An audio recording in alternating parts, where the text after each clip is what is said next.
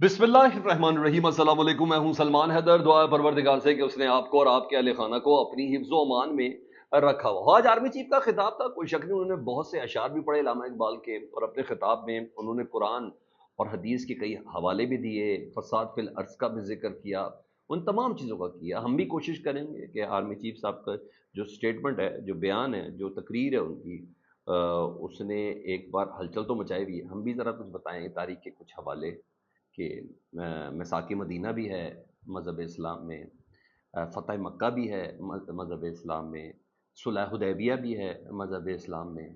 ऐसी बहुत सी चीज़ें हैं। खैर, बहुत कुछ है, बहुत अहम चीज़ें हैं जो आपके साथ बात करनी है। उधर इमरान खान साहब ने मज़ीद क्लेरिफिकेशन दे दी कल की, यानी किसी को शक है तो वो भी क्लियर कर दें। जो ज़बरदस्त किस्म का एक पुरज़ोर ज़बरदस्ती सा बयानिया बनाने की जो कोशिश की जा रही थी ना, खान साहब ने आज बिल्कुल वाज़ेह कर दिया। ज़रा उसकी भी बात करनी है। एक खुफिया गवाह का भी जिक्र हुआ है। जी हाँ, वो उससे मुतल्लिक भी आपको कुछ बताते हैं। और इसके अलावा कुछ और चीज़ें भी हैं जिसमें खान साहब कह रहे हैं कि निगरान हुकूमत की मौजूदगी में इलेक्शन काबिल कबूल नहीं है। हाँ, 2 माह का अल्टीमेटम भी खान साहब दे रहे हैं। आम चीज़ें एक के बाद एक मैं आपके सामने रखने जा रहा हूँ, ये लोग मिस नहीं कीजिएगा। अगर चैनल रोज़ देखते हैं, सब्सक्राइब नहीं किया तो चैनल सब्सक्राइब कर दो। तो सबसे पहले ज़रा कल के बयान की जो तशरीह है ना, वो इमरान खान साहब ने ख़त्म कर दी। उससे हम स्टार्ट करते। आज 190 मिलियन पाउंड की इसकी समात थी ना इमरान खान साहब की और बुशरा बीवी साहब की। तो उस समात आज हुई। तो इमरान खान साहब ने सबसे पहले आज पहली बार ऐलान किया है कि मैं अपने हक में गवाह पेश करूंगा। ठीक है जी, खान साहब ने कहा अपने दिफा में गवाह पेश करूंगा। इससे कबल काबीना के मेंबरान थे ना, जिनमें से बेशतर ने इमरान खान साहब के हक में दिया। परवेज खटक साहब ने थोड़ा लीको सा दिया, और फिर एक दो और से मुतलिक भी ये कहा जा रहा था। मैंने कहा नहीं, मैं ऐसा डिसाइसिव किस्म का गवाह दूंगा जो मैं खुद पेश करूंगा। और साहबी ने पूछा उसका नाम क्या है, उन्होंने कहा नहीं, नाम लिया तो वीगो डाला उसको ले जाएगा। तो ज़ाहिर बात है वो टेम्परेरी गायब करके गवाही ना, आपको तो पता है आपको आजकल क्या हो रहा है। तो बहरहाल आज साफ़ियों के सवालों के जवाब दिए। और कल जिस मखसूस एजेंडे के तहत मेन स्ट्रीम मीडिया पर इमरान खान साहब की वो मशरूत माफ़ी वाली तमाम चीज़ें शुरू कर दी थी ना, तो उसको खान साहब ने बिल्कुल क्लियर किया, उस कंपेन को बिल्कुल क्लियर किया।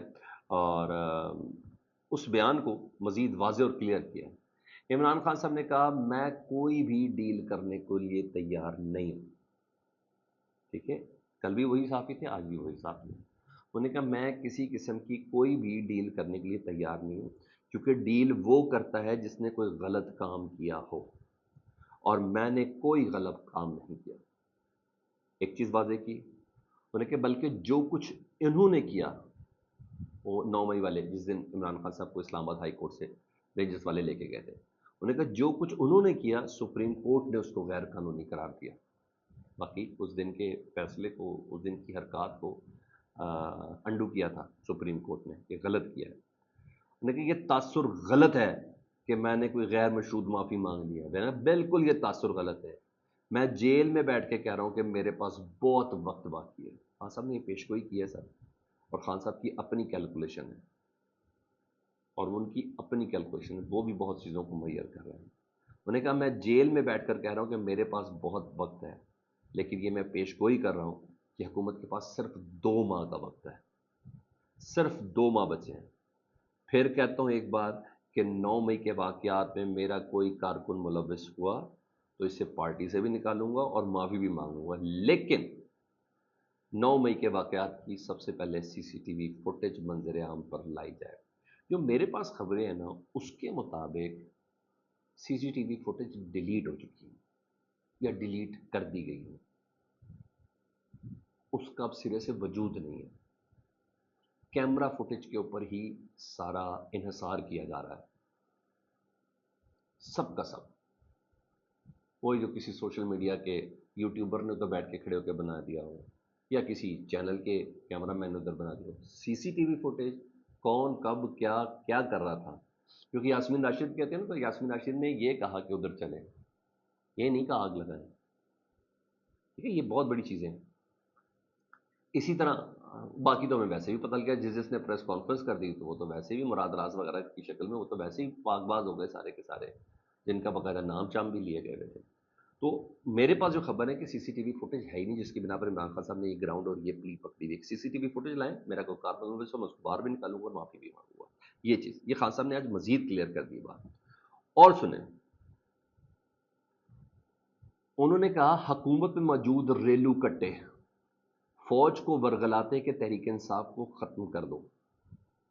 اب ریلو کٹوں سے مراد میرا خیال ہے خواجہ آصف لال صاحب لے رہے ہیں، ریلو کٹوں سے مراد میرا خیال ہے عطا تارڑ صاحب لے رہے ہیں، ریلو کٹوں سے مراد اعظم نذیر تارڑ صاحب لے رہے ہیں، ریلو کٹوں سے مراد آج کی اگر علماء مشاہد کانفرنس میں شہباز شریف صاحب کا خطاب ہو تو میرا خیال ہے شہباز شریف صاحب کو بھی وہ یہ لے رہے ہیں، کیونکہ شہباز شریف نے کہا 9 مئی سے بڑھا، یعنی آرمی کو بتا رہے ہیں بھائی جان ہمیں 9 مئی یاد ہے، آپ پلیز بھولیے گا نہیں، یعنی ایسا لگ رہا تھا جیسے وہ بابر کرا ہے. انہوں نے کہا وہ جو ریلو کٹے ہیں نا وہ فوج کو ورگلاتے کہ تحریک انصاف کو ختم کر دو. میں نے فوج کو نیوٹرل ہونے کا نہیں کہا، میں نے غیر سیاسی ہونے کا کہا ہے. آج بھی کہتا ہوں نیوٹرل جانور ہوتا ہے، کہ میں فوج کو کہتا ہوں کہ غیر سیاسی ہو جائے. پھر سوال ہوا کہ اگر یہ عبوری سیٹ اپ قائم کیا جائے اور پھر یعنی نگران سیٹ اپ قائم کیا جائے، اس کے تحت الیکشن کروائے جائیں تو کیا آپ قبول ہوں گے؟ انہوں نے کہا جواب یہ کہ سوال ہی پیدا نہیں ہوتا. چیف الیکشن کمشنر سکندر سلطان راجہ ہی سب سے بڑا فراڈی ہے، اور موجودہ حکومت کے زیر اہتمام بننے والے عبوری سیٹ اپ اور اس چیف الیکشن کمیشن کی زیر نگرانی میں کوئی انتخابات بھی ہو تسلیم نہیں کروں گا. میں کل والے بیان کو عمران خان صاحب نے بہت اچھے اور تگڑے طریقے سے ایکسپلین بھی کر دیا ہے اور بتا بھی دیا ہے کہ میں کدھر کھڑا ہوں. ٹھیک ہے، کوئی ڈیل شیل والی چیز نہیں. ادھر فواد چودھری صاحب، ان کی اسٹیٹمنٹ نا ہمیشہ اپنے اس تناظر میں دیکھنی کہ جیسے وہ کسی کا پیغام دے رہے ہیں. ذرا اس طرح سوچ کے دیکھیں نا تو آپ کو بہت سی چیزیں سمجھ ہو جائیں گی. ان کا بیان کم اور پیغام رسانی مجھے ہمیشہ زیادہ لگتی ہے، وہ بھی اوپن پلیٹ فارم پہ پیغام دیتے ہیں، لائک ایسی چیز ہوتی ہے. فواد چودھری صاحب نے بڑی اہم بات کی، وہ کہتے ہیں کہ عمران خان صاحب کو چاہیے کہ فوج اور سیاسی جماعتوں کو یقین دلائے کہ جو کچھ ہوا ہے اس کا بدلہ نہیں لیں گے. یعنی وہ کہیں بتا رہے کہ کہیں نہ کہیں یہ ڈر موجود ہے کہ عمران خان اقتدار میں آ گیا، جیل سے باہر نکل آیا، پاور میں آ گیا، تو وہ سیاست دانوں سے اور چند اسٹیبلشمنٹ کے لوگوں سے کوئی بدلہ لیں گے. انہوں نے کہا عمران خان صاحب کو یہ یقین دلانا چاہیے، ٹھیک ہے جی، بدلہ نہیں لیں گے. اس کے علاوہ انہوں نے کہا پی ٹی آئی کو یہ ہرگز نہیں کہنا چاہیے کہ سیاسی جماعتوں سے بات نہیں کریں گے. یہ بھی ایک پیغام ہے. اب فواد چودھری صاحب کی باتیں مجھے تو لگتا ہے کہ مشورہ ہوتا ہے، اور مشورہ بھی ایسا ہوتا ہے جیسے کسی ایک فریق کی جانب سے کہلوایا جا رہا ہے فواد ذرا کہہ دیں آپ پلیز، اس پہ کام کریں، اور وہ اوپن پلیٹ فارم پر بولتے ہیں. یہاں یہ چیز ہے. اب آؤ جی اس علماء کانفرنس پہ آرمی چیف کے اس خطاب کے حوالے سے، اہم خطاب جس میں پرائم منسٹر صاحب چیف گیسٹ تھے اور army chief guest of honour تھے، اور آرمی چیف کے خطاب کے بہت سے امپورٹنٹ پوائنٹ تھے اور اس کو بہت امپورٹنٹ قرار بھی دیا جا رہا. لیکن صبح سارا مزہ ہی کرکرا ہو گیا جس طریقے سے وزیر اعظم نے آرمی چیف کی مدح سرائی کی، ان کے دل اور دماغ کے نور کا ذکر کر دیا نا، تو اور کیا کچھ کہنے کی گنجائش ہی نہیں بچی. اتنا لیپو بیہیو کیا وزیر اعظم صاحب نے تم کہ بھائی ہم ایک پیج پہ اور یہ وہ سب چیزیں کر کے نا اس کا اصل کرکس جو ہے نا وہ نکال دیا. پہلے ہم ذرا اس کو کاپی پیسٹ کر دیتے، کوڈ اینڈ کوڈ کرتے تھے آرمی چیف صاحب نے کہا، پھر ہم ذرا اس پہ بات کرتے کہ اور کون کون سی چیزیں جس کے واسطے اور دہائیاں دی جا سکتی ہیں. اچھا، آرمی چیف صاحب ظاہری بات ہے سارے علماء مشائخ کو اکٹھا کرنا ضروری تھا، آپریشن عزم استحکام بھی لانچ ہے تو وہ تعاون سب کا چاہیے، تو کوئی شک نہیں. انہوں نے قرآن و حدیث کے حوالے بھی دیے اور علامہ اقبال کے اشعار بھی پڑھے. وہ کہتے ہیں اللہ کے نزدیک سب سے بڑا جرم فساد فی الارض ہے، اور پاک فوج اللہ کے حکم کے مطابق فساد فی الارض کے مقابل میں جد و جہد کر رہی ہے. جو شریعت اور آئین پاکستان کو نہیں مانتا ہم انہیں پاکستانی نہیں مانتے. اور یہ انہوں نے پنچ لائن تھی، جو شریعت اور آئین پاکستان کو نہیں مانتا ہم انہیں پاکستانی نہیں مانتا. یہ ٹی ٹی پی کی شکل میں جو خارجی ہیں نا اس ٹولے سے متعلق انہوں نے بات کی.